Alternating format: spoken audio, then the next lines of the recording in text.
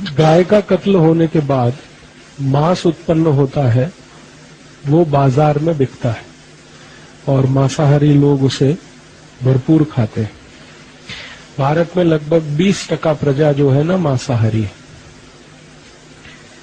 20% प्रजा भारत में ऐसी है जो दररोज मांस खाती है, सुबह शाम सुबह शाम।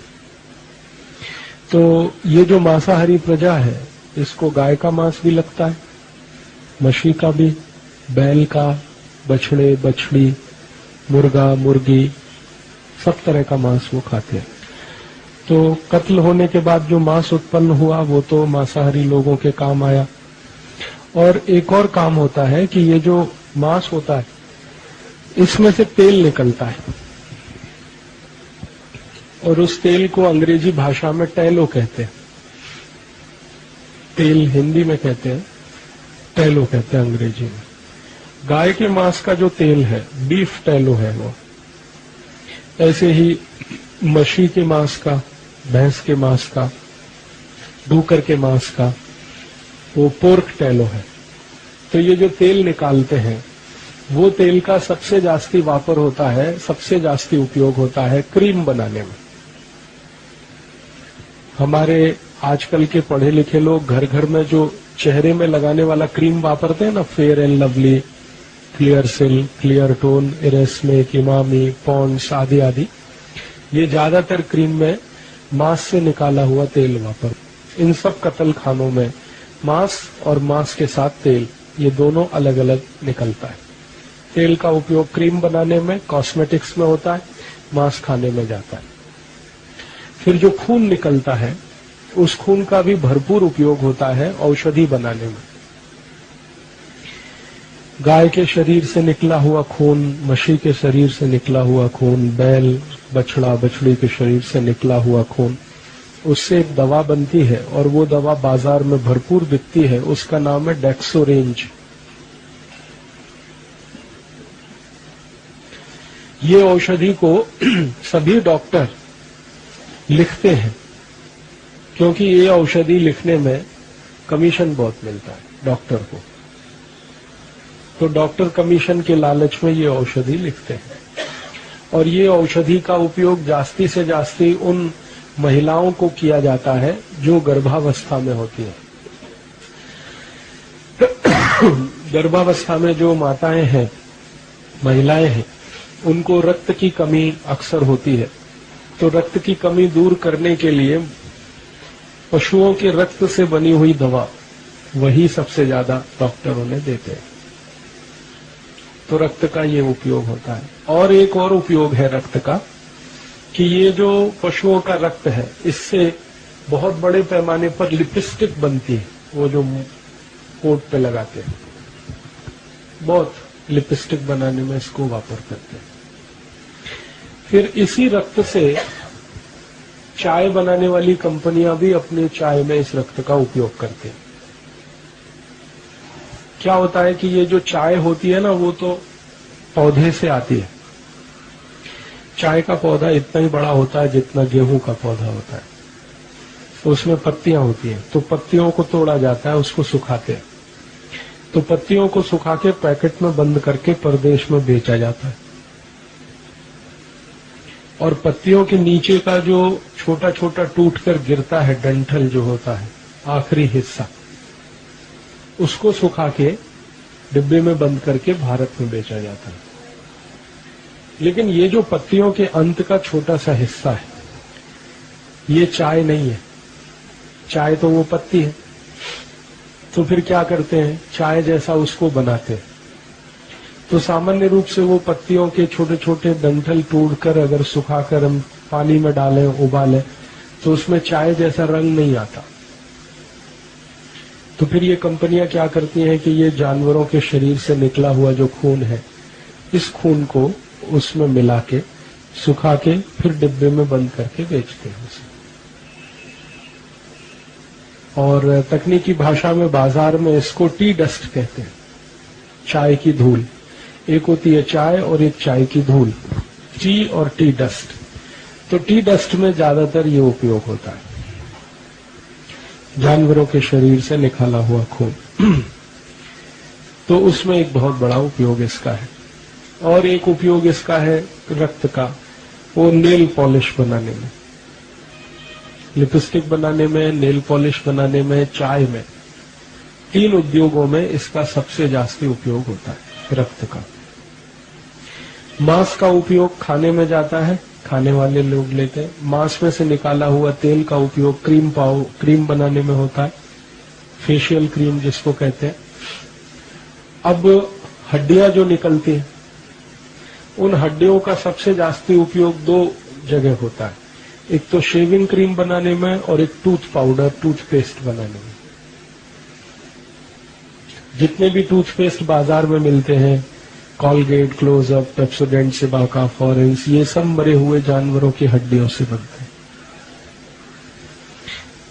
शरीर के जब जानवर के शरीर का कत्ल होता है तो हड्डियां जो निकलती हैं उनको धूप में सुखाते हैं। सुखाने के बाद एक बोन क्रशर मशीन होती है, उसमें डालकर उसका पाउडर बनाते हैं। फिर उसी पाउडर से टूथपेस्ट बनता है, टूथ पाउडर बनता है। और इन्हीं हड्डियों का पाउडर का उपयोग एक और जगह होता है, शेविंग क्रीम बनाने में। और आजकल इन हड्डियों के पाउडर का एक और उपयोग होने लगा है, वो टेल्कम पाउडर जो लगाते हैं, स्नान के बाद लोग लगाते हैं, उसमें भी अब इसका उपयोग होने लगा है, क्योंकि ये थोड़ा सस्ता पड़ता है। वैसे तो टेल्कम पाउडर पत्थर से बनता है, पत्थर को पीस कर जो पाउडर निकलता है उससे टेल्कम पाउडर बनता है वैसे। लेकिन आजकल पत्थर का पाउडर 60-70 रुपए किलो है और गाय की हड्डियों से निकाला हुआ 20-25 रुपए किलो है। तो ज्यादातर उद्योग चलाने वाले लोग उसको वापरते हैं। अब गाय के शरीर के ऊपर का जो चमड़ी होती है, स्किन जो है, वो सबसे ज्यादा उपयोग होती है क्रिकेट का बॉल बनाने में। क्रिकेट वो होता है ना, क्रिकेट खेल, उसमें एक बॉल होती है लाल रंग की, अभी सफेद रंग की भी आने लगी। तो ये जो क्रिकेट की बॉल है, ये गाय की चर्बी के माने गाय की चमड़ी से ही बनती है। और गाय के जो छोटे बछड़े होते हैं, बछड़े बछिया, उसकी चमड़ी का सबसे ज्यादा उपयोग होता है बॉल बनाने में। दूसरी एक होती है फुटबॉल। क्रिकेट बॉल तो छोटी है, फुटबॉल तो बड़ी है, तो फुटबॉल बनाने में भी यही चमड़े का उपयोग होता है। गाय का चमड़ा, भैंस का, उनके शरीर का जो चर्बी है, चर्म है, उसका उपयोग होता है। आजकल और एक उद्योग में इसका बहुत उपयोग होता है, जूते चप्पल बनाने में। अगर आप बाजार से कोई ऐसा जूता चप्पल खरीदते हैं जो चर्म का है, चमड़े का है, लेदर का है और बहुत सॉफ्ट है, मुलायम है, तो वो 100% गाय की चर्म का होता है। सॉफ्ट है, अगर मुलायम है तो गाय का चर्म है, और अगर थोड़ा हार्ड है, कड़क है, तो मशी का है, भैंस का है। जास्ती हार्ड और जास्ती कड़क है तो ऊंट का होता है, घोड़े का, ऊंट का बहुत कड़क होता है। तो एक बहुत बड़ा उपयोग ये चमड़ा, जूते, चप्पल इसमें बनाने। पर्स बनाने में बहुत इसका उपयोग होता है। बेल्ट बनाने में इसका बहुत उपयोग होता है। जो लोग अक्सर बेल्ट बांधते हैं पैंट में, पर्स रखते हैं, उसमें भी इसका उपयोग होता है। बड़े पैमाने पर इसका उपयोग होता है। और अभी इससे और भी कई वस्तुएं बनाना शुरू किया है। सजावट की बहुत सारी वस्तुएं जो घरों में रखी जाती हैं, शो पीस के नाम पर जिनको इस्तेमाल किया जाता है, वो भी बहुत कुछ गाय के चर्म से, मशी के चर्म से, बैल आदि आदि के चर्म से बनते हैं। तो गाय और गाय जैसे जानवरों का जब कत्ल होता है तो 5 वस्तुएं निकलती हैं। एक तो मांस निकला, मांस खाने में गया। दूसरा, मांस में से तेल निकला, तेल का कॉस्मेटिक्स में इस्तेमाल हुआ। फिर खून निकला, खून का इस्तेमाल 3 जगह मैंने आपसे कहा, चाय में और दवा बनाने में और लिपस्टिक और नेल पॉलिश बनाने। हड्डियां निकली, हड्डियों का उपयोग टूथ पाउडर, टूथपेस्ट और शेविंग क्रीम, इसमें बहुत ज्यादा, और टेल्कम पाउडर।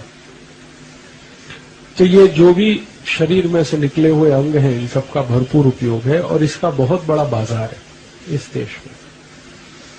प्रतिवर्ष मैंने आपसे कहा 36,000 कत्ल खाने हैं और करीब 4.5 कोटि गाय, बैल, मछली, बछड़ा, बछिया सभी मिलाकर उनका कत्ल होता है और उसका प्रतिवर्ष जितना मांस उत्पन्न होता है वो बिकता है, जितना चर्म निकलता है वो बिकता है, खून निकलता है वो बिकता है। अलग अलग जगह पर इन सब का उपयोग होता है। अभी गाय के शरीर के अंदर के कुछ अंग हैं, उनका भी बहुत उपयोग होता है। जैसे गाय के शरीर में एक बड़ी आंत होती है, हमारे शरीर में जैसे बड़ी आंत है वैसे गाय में भी होती है। तो गाय के शरीर को जब काटते हैं तो बड़ी आंत उसमें से अलग निकालते हैं और उस बड़ी आंत को पीसकर चटनी बनाकर एक केमिकल निकालते हैं, उसका नाम है जिलेटिन। और वो जिलेटिन बहुत ज्यादा उपयोग होता है आइसक्रीम बनाने में। वही जिलेटिन का बहुत अधिक उपयोग होता है चॉकलेट बनाने में, टॉफी बनाने में। टॉफी, चॉकलेट, आइसक्रीम उसी जिलेटिन का भरपूर उपयोग होता है। आजकल वो नए नए तरह के खाद्य पदार्थ आए हैं, Maggi, noodles, pizza, burger, hot dog, cold dog, chow mein, ये सब नए नए तरह के भोज्य पदार्थ हैं, परदेश से आए हुए हैं। इनमें भरपूर उपयोग होता है जिलेटिन का। और जिलेटिन गाय के शरीर की बड़ी आंत को चटनी बनाकर उसमें से निकाले हुए रस से बनता है। इस जिलेटिन का उपयोग आजकल और भी कई खाद्य पदार्थों में करने लगे हैं। खासकर आपने वो देखा साबूदाना, एक आता है साबूदाना, जिसको अक्सर हम उपवास में खाते हैं, उसमें अब इसका बड़े पैमाने पर उपयोग होने लगा है। तो बहुत सारे खाने पीने की वस्तुओं में ये सब चीजें उपयोग आती हैं। अब दुर्भाग्य हम सबका ये है कि हम सब अपने को शाकाहारी मानते हैं, लेकिन कई बार ऐसी वस्तुएं खाते पीते हैं जिसमें ये सब मांसाहारी सब पदार्थ मिले होते हैं। अब जैसे चाय पीते हैं, तो चाय पीने वाला अपने को कहे कि मैं शाकाहारी हूं तो मुझे हंसी आती है उस पर, क्योंकि चाय बनाने में ही जो खून है, रक्त है, वो मिलाया गया है और उसका हम वापर कर रहे हैं। कोई कहता है कि जी मैं तो उपवास रखता हूं लेकिन साबूदाने की खिचड़ी खाता हूं, तो मुझे हंसी आती है कि साबूदाने की खिचड़ी में जिलेटिन है और जिलेटिन तो गाय के शरीर से निकाली गई बड़ी आंत में से मिलता है। कोई कहे मैं संपूर्ण शाकाहारी हूं लेकिन फेयर एंड लवली लगाता हूं, तो फेयर एंड लवली तो गाय के मांस में से निकाले हुए तेल से बनती है, तो वो कैसे शाकाहारी हो सकता है। तो ये ऐसे अलग, कोई कहता है कि मैं संपूर्ण शाकाहारी हूं लेकिन सवेरे सवेरे टूथपेस्ट घिसता हूं, Colgate, Closeup, Pepsodent, Cibaca, foreign. कोई कहता है मैं टूथ पाउडर घिसता हूं।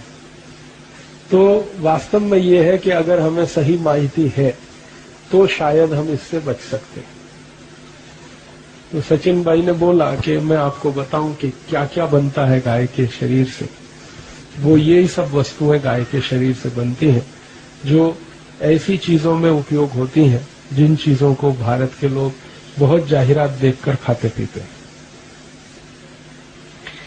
तो आपके मन में एक प्रश्न आता है कि इससे बचने के लिए क्या करना, बहुत लोग कहते हैं। तो उसका एक सरल माहिती मैं आपको देता हूं। जो वस्तु का जाहिरात टीवी में आया वो नहीं लेना, तो आप बच जाएंगे। जो वस्तु का टीवी में बहुत जाहिरात आता है वो वस्तु कभी नहीं लेना, तो आप इससे बच पाएंगे। जैसे चॉकलेट का बहुत जाहिरात आता है, कैडबरीज, नेस्ले आदि आदि, वो नहीं लेना। ऐसे ही क्रीम पाउडर का बहुत जाहिरात आता है, लैक्मे, इरेस्मे, Emami, Pond's, fair and lovely, वो नहीं लेना। चाय कॉफी का बहुत जाहिरात आता है, वो नहीं लेना। जिन वस्तुओं का जाहिरात जास्ती है समझ लो उसमें कुछ न कुछ गड़बड़ी है, उसमें बहुत बड़ा धोखा, क्योंकि जाहिरात उसी वस्तु का होता है जिसमें धोखा होता है। और जो वस्तु संपूर्ण निरापद होती है और शरीर के लिए बहुत अच्छी होती है, उपयोगी होती है, प्रकृति से आती है, उसका जाहिरात कभी नहीं होता। जैसे टीवी चैनल पर आप बार बार देखते हैं पेप्सी कोक थम्स अप का जाहिरात तो होता है, लेकिन ऊस के रस का जाहिरात होता है, नारियल पानी का, नींबू शिकंजी, दही का ताक, गाय का दूध, उसका जाहिरात नहीं होता, लेकिन पेप्सी कोक का भरपूर होता है। तो पेप्सी कोक में भयंकर धोखा है, इसलिए जाहिरात होता है। उसके रस में कोई धोखा नहीं है, नारियल पानी में कोई धोखा नहीं, इसलिए उसका जाहिरात नहीं। गाय के दूध का जाहिरात टीवी में नहीं आता, लेकिन डालडा, वनस्पति घी, इसका भरपूर जाहिरात टीवी में आता, क्योंकि उसमें धोखा है। तो जो वस्तुओं का जाहिरात टीवी में बहुत जास्ती हो वो नहीं लेना, तो आप इससे बच सकते हैं। और यही माहिती आप दूसरों को देंगे तो उनको भी बचा सकते हैं। अगर कोई अपने को हिंदू कहता है, संपूर्ण 100% हिंदू मानता है, और उसके बाद ऐसी कोई काम करे जिससे ये मांसाहारी वस्तुओं का उसके जीवन में उपयोग हो, धर्म संकट से हम बचें और दूसरों को बचाएं, ये हमें बहुत आवश्यक है। और इसका हम अपने जीवन में हमेशा ख्याल रखें, ध्यान रखें, तो ये हमें समझ में आएगा। इतना ही मुझे आपसे कहना था। आपने बड़े ध्यान और शांति से सुना, मैं आपका आभारी हूं।